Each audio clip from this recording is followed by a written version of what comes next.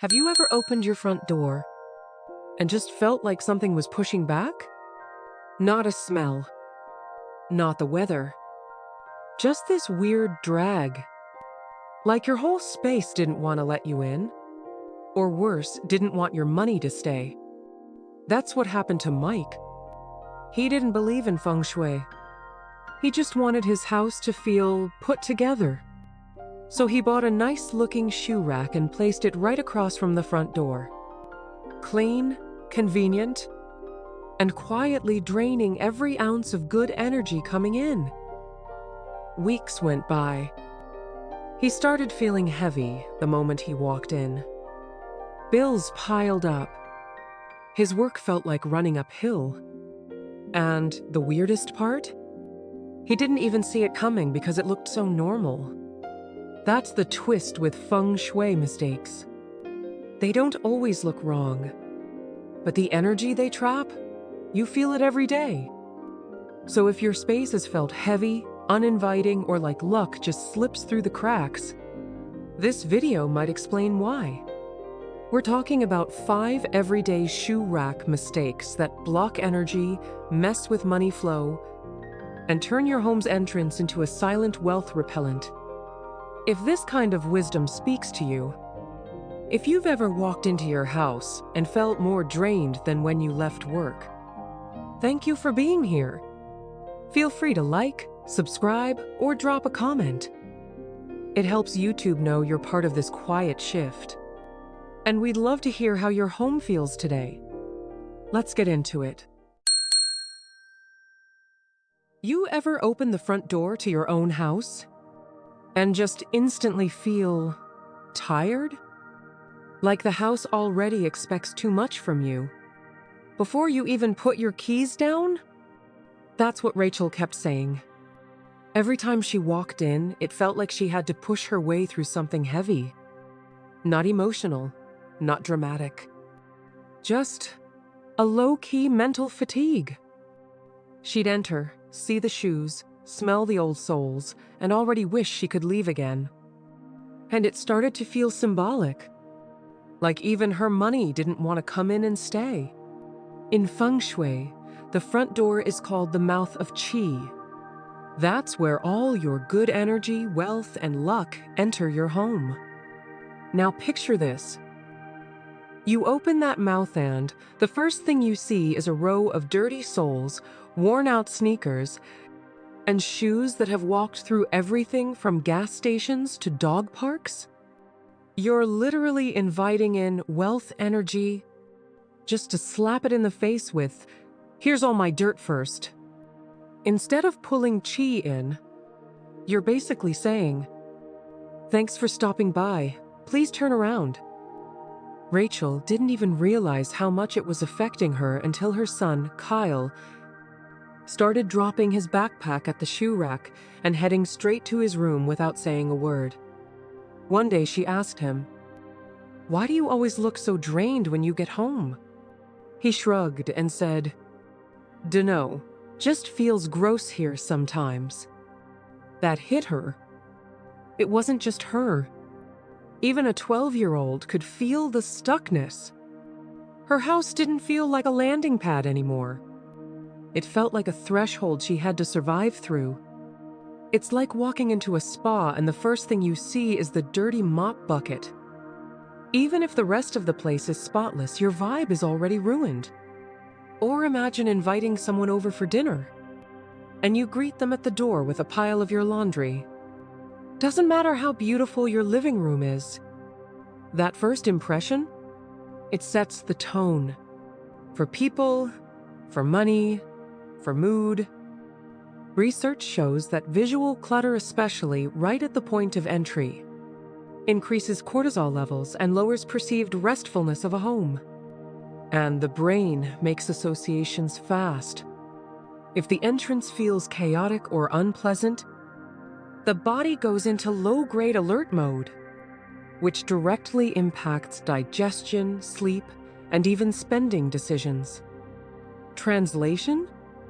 Your shoe rack could be quietly triggering mini stress loops. So what did Rachel do? First, she moved the shoe rack to the side wall, away from the direct line of sight from the door. Then she added a simple bamboo mat to ground the area, plus a small plant right at the door to welcome in cleaner chi. She even put a tiny essential oil diffuser above the rack, so the first scent wasn't feet, but something like lemon or sage. And almost immediately she felt it. Not a magic moment, just a soft sigh. Like the house finally let her come in. Instead of testing her at the threshold, Rachel jokes now that her shoe rack used to have more power than her husband. At least the husband doesn't block energy at the door. And Kyle? He started saying hi again. Small miracle. Angela always thought she had it figured out. Small entryway? Stack the shoes upward. Tall shelf, 5 tiers, all the way to eye level. Problem solved, right?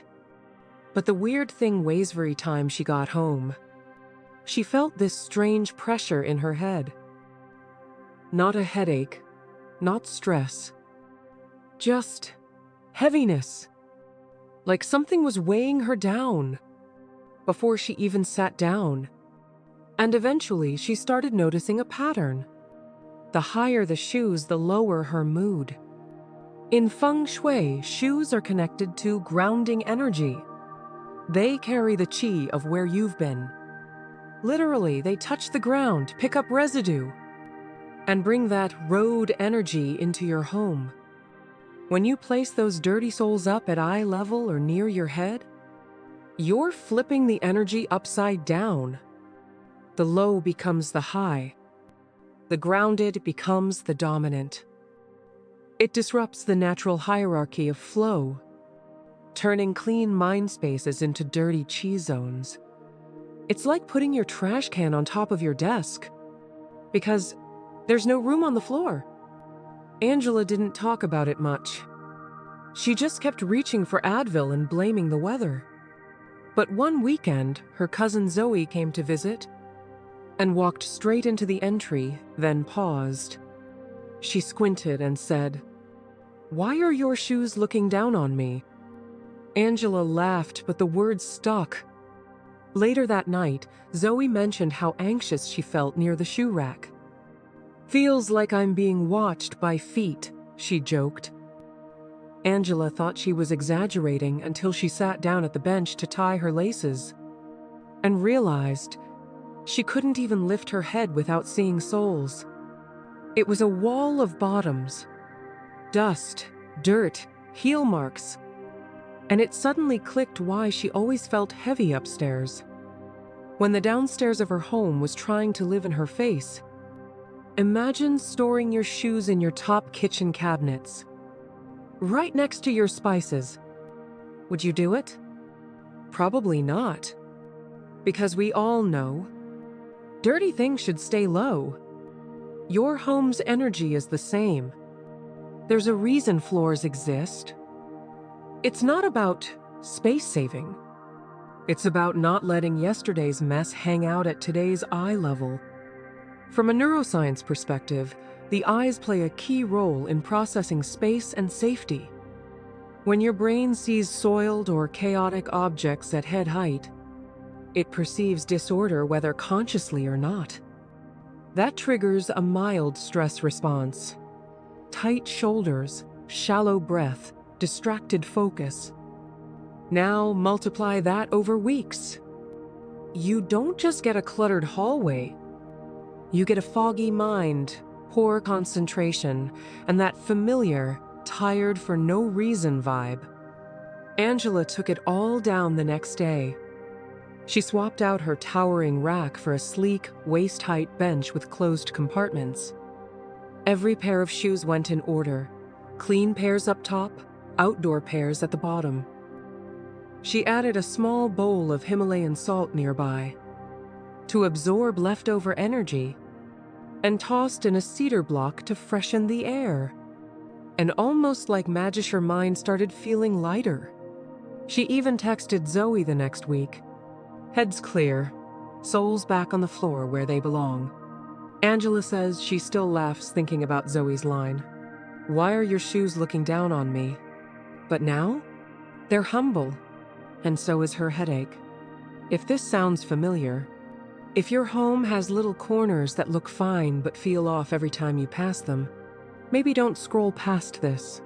Hit like if you've ever rearranged one small thing and suddenly everything shifted. Or leave a comment below if your own shoe rack's been acting up. You're not the only one. We read every note, and your story might help someone else clear a little stuck energy too.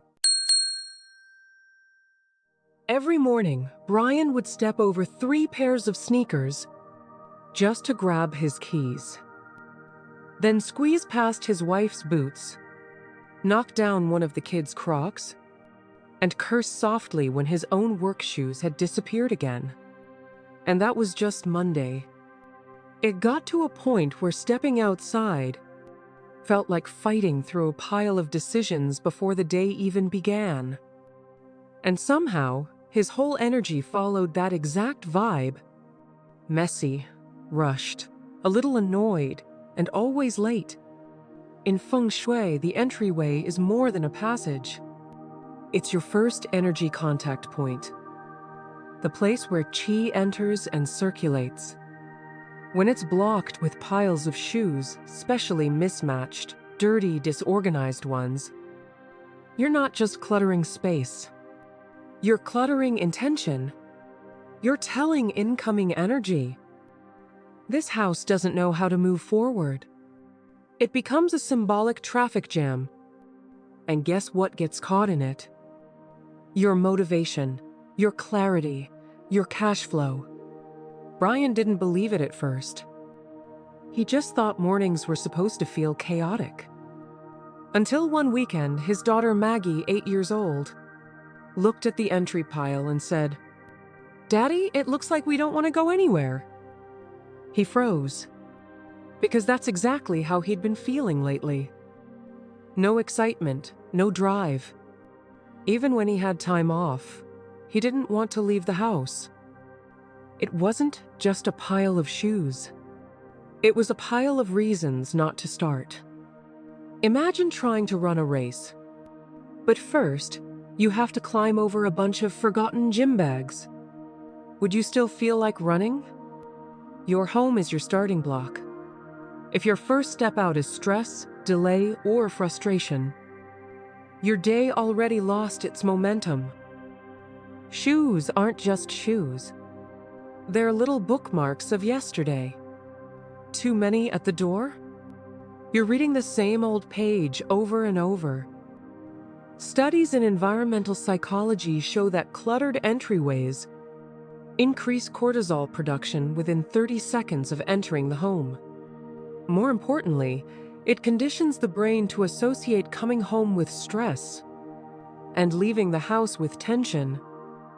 That's how decision fatigue starts before breakfast, and how long-term clutter slowly becomes emotional weight.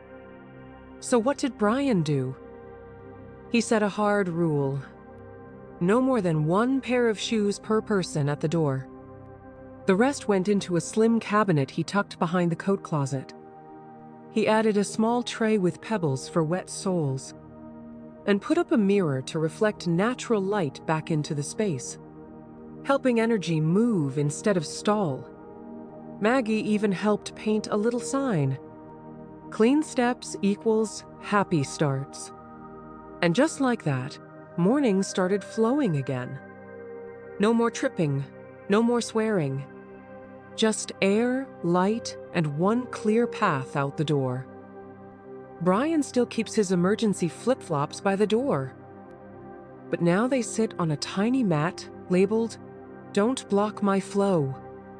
His wife calls it silly. But honestly, it works better than coffee. Tina wasn't super into organizing. She was a kick 'em off and deal with it later kind of person.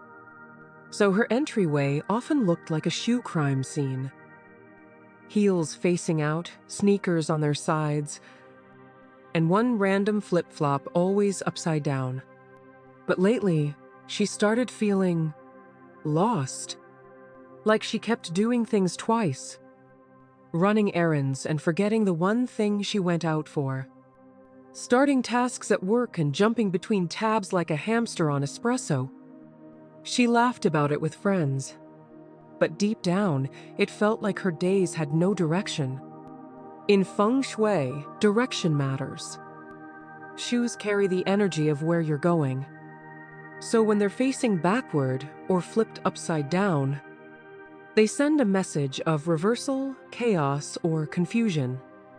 It's like telling the universe, I don't know where I'm headed, feel free to spin me around.